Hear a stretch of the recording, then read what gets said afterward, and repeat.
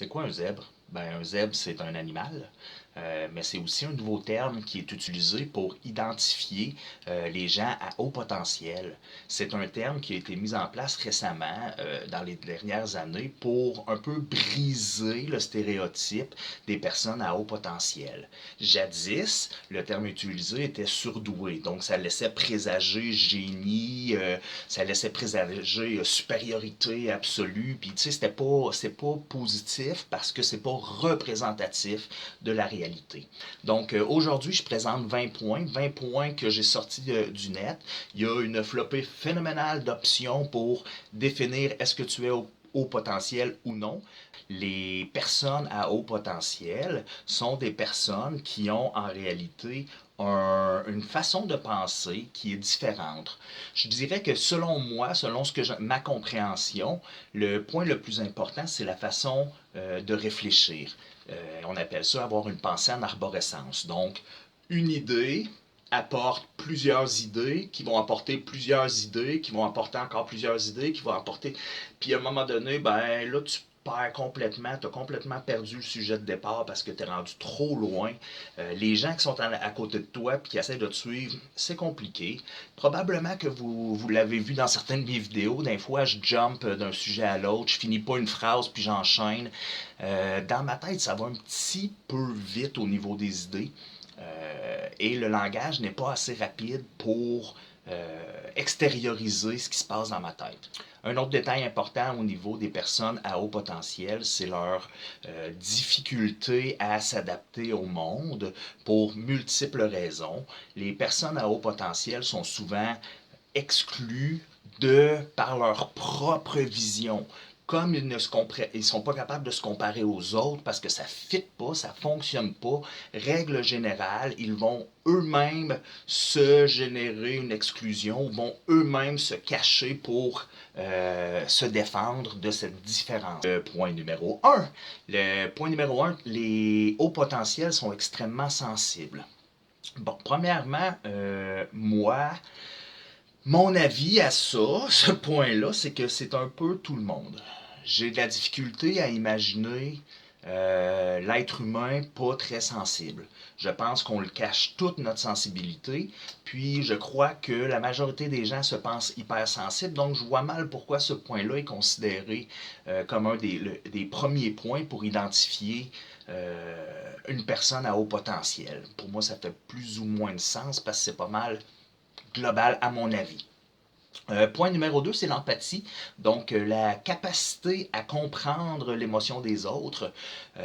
Sur comprendre l'émotion des autres, ici, si je parle par expérience, je peux comprendre que tu es dans une colère phénoménale. Je peux saisir facilement que je te mets mal à l'aise. Je peux voir, par contre, je ne sais pas nécessairement les raisons. On n'est pas devin non plus, là.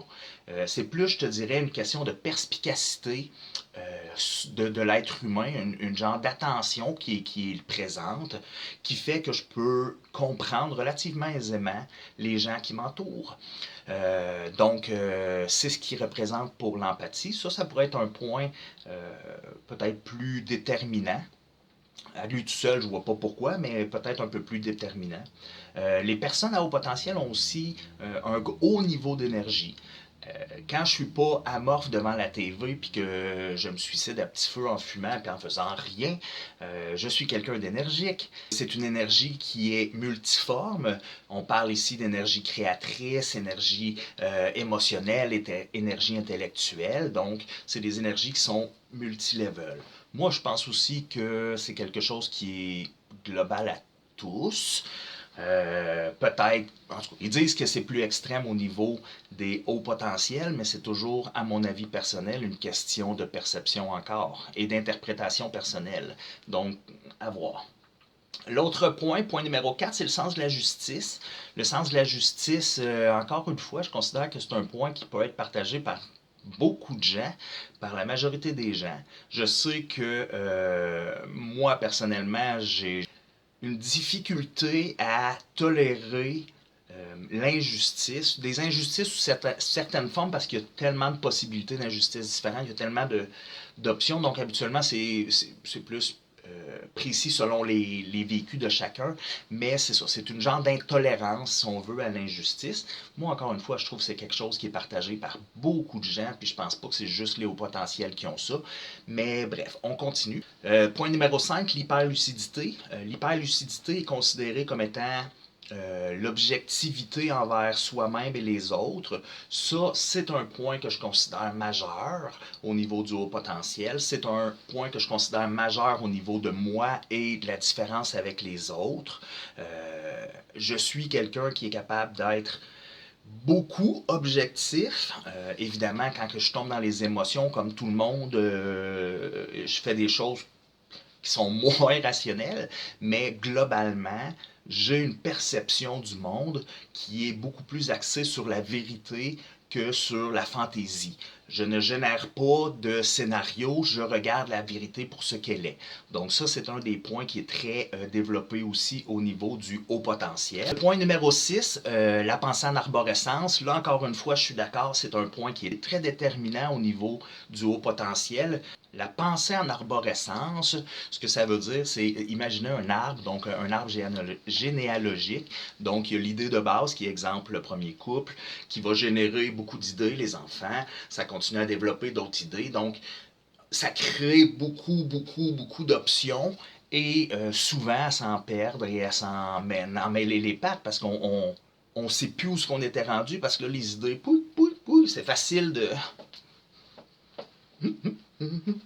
La pensée en arborescence génère aussi une pensée qui est extrêmement créatrice, très généreuse en idées. Donc, c'est un gros bonus, un gros plus pour régler des problèmes, pour avancer, pour générer des nouvelles idées. C'est bon. Point numéro 7, ça peut être appliqué à beaucoup de gens, c'est la créativité. La créativité n'est pas, selon moi, un point unique ou très décisif parce que beaucoup de gens sont créatifs. Je pense qu'il y a plus de gens créatifs que de gens qui savent qu'ils sont créatifs. C'est pas tout le monde qui permet qui donne accès à leur créativité. Donc, il y en a beaucoup plus qu'on peut l'imaginer. Le point numéro 8, être perfectionniste. Encore une fois, je pense pas que c'est un point qui est uniquement associé au haut potentiel. Je pourrais l'associer à plein de raisons différentes qui n'ont pas rapport avec ça. Juste des parents exigeants, des choses comme ça. Il y a tellement de variétés possibles qui pourraient générer un perfectionniste chez quelqu'un. Le point numéro 9, donc les zèbres sont des personnes qui sont hyper esthésiques. Ce que ça veut dire, c'est que c'est une hyper sensibilité sensorielle. Le son, la lumière, les odeurs. Donc, c'est quelque chose qui est très présent au niveau des hauts potentiels. Moi, c'est sûr que c'est un point que oui, je considère être hyper sensible à plusieurs niveaux. Évidemment au niveau émotionnel, mais au niveau des sens aussi. Lors de mon travail, j'avais besoin d'avoir des coquilles. Je travaillais dans un bureau, j'avais besoin de coquilles pour être capable de fonctionner, pour entendre personne, parce que j'étais incapable de travailler à cause du bruit ambiant. Juste ça, j'étais pas capable, j'arrivais chez nous, j'étais brûlé, j'étais vidé, donc oui, ce point-là me concerne aussi. Le point numéro 10, on parle de la curiosité, donc on parle toujours ici des points qui sont extrêmes. Donc, curiosité, on parle de curiosité extrême. La grande curiosité du haut potentiel l'oblige à aller chercher des informations constantes, à nourrir constamment le cerveau qui demande et qui demande et qui demande non-stop. C'est aussi quelqu'un qui va avoir beaucoup de difficultés à se concentrer, surtout quand il n'y a pas d'intérêt. Moi, si j'ai pas d'intérêt, là, boy, si ça me tente pas d'être là, boy, ça va être dur de faire la job anti-péché. Fait que ça, c'est un point qui est très précis pour moi, mais je le trouve quand même général et accessible à tous.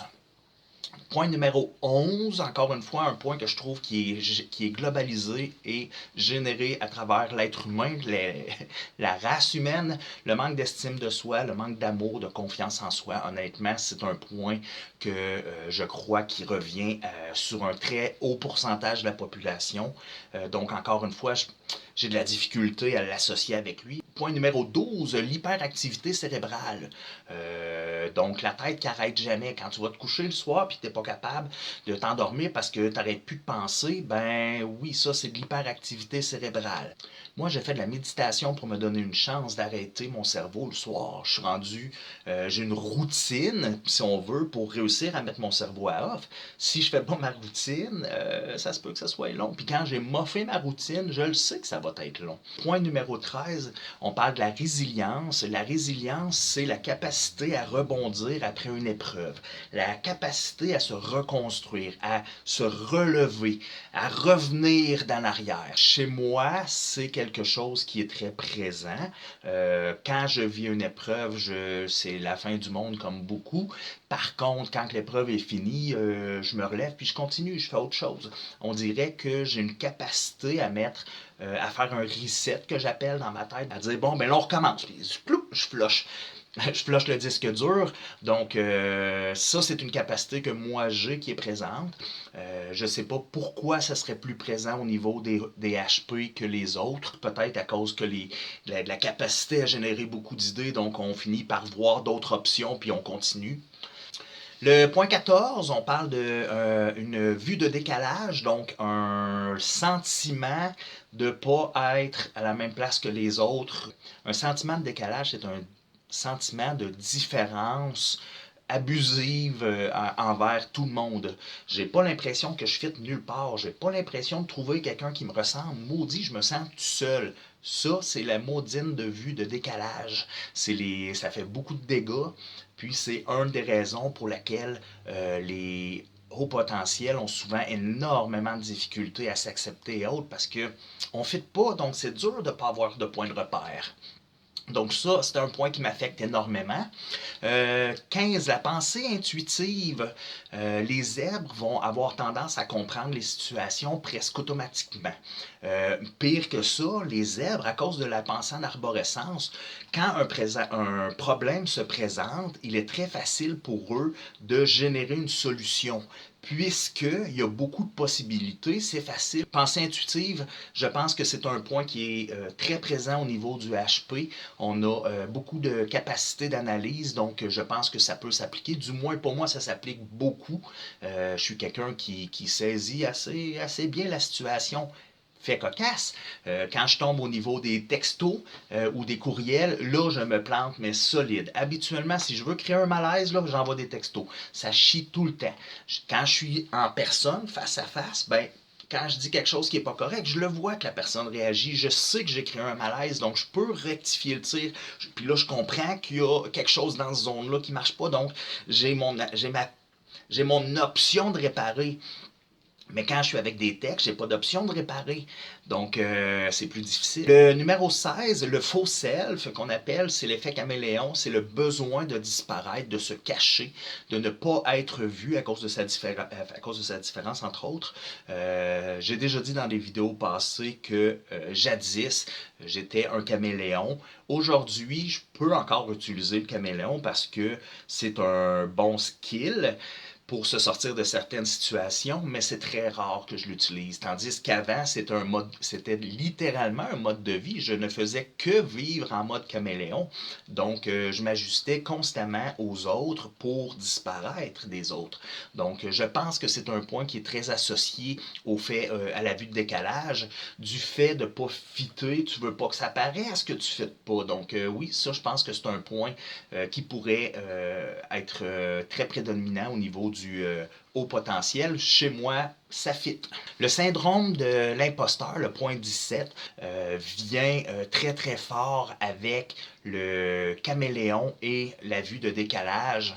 Comme je suis pas à la même place que les autres, que je suis obligé de me cacher tout le temps, le syndrome de caméléon revient très facilement. Faut pas oublier que pour le haut potentiel, les tâches souvent qui sont complexes pour d'autres vont être faciles. Donc, c'est dur de ne pas se sentir imposteur quand pour toi c'est pas dur puis que les autres c'est difficile.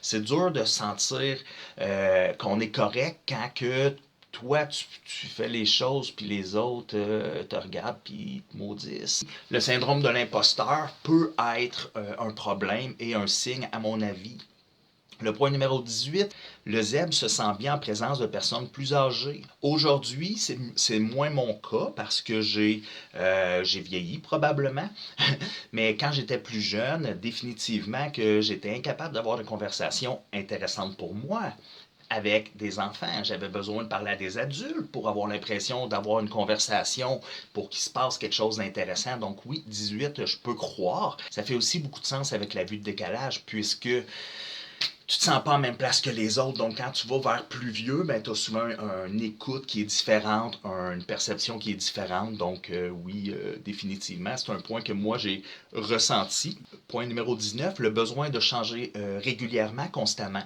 Si je regarde au niveau des jobs, j'en ai eu plus qu'une quinzaine. Si je regarde au niveau de mes déménagements, 20-25. Si je regarde au niveau des demoiselles dans ma vie, on dira pas de chiffres. Donc, il y a, tu sais, oui, oui, je suis quelqu'un qui a énormément besoin de changement. Je suis quelqu'un qui finit par s'emmerder. Donc, si je veux que la vie soit moins plate, il faut que je fasse de quoi. Donc, oui, le besoin de changement, c'est quelque chose qui est présent chez moi et probablement chez vous aussi, si vous êtes au potentiel. Le point numéro 20, être victime de pervers narcissiques. Ce point-là me laisse un peu confus parce que là, pervers narcissique, moi, j'ai peut-être moins les connaissances à ce niveau-là. J'ai regardé un peu les définitions et autres. Bon, le terme le dit un peu, le narcissisme, tout ce qui est l'amour de soi et le besoin de plaire, le besoin d'être vu et autres. Donc, ça tourne dans ces eaux-là, mais j'ai pas vu dans mes partenaires passés ou spotter des pervers narcissiques. Peut-être que je le savais pas.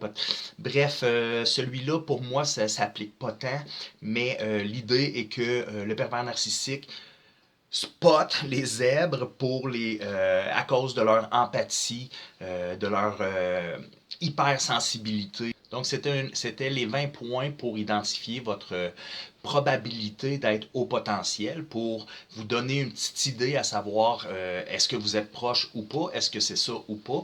L'avantage de savoir si on est au potentiel, c'est qu'on peut avoir beaucoup d'informations sur le sujet. Aujourd'hui, c'est étudié et bien détaillé sur le net. Et le fait d'avoir de l'information permet la compréhension.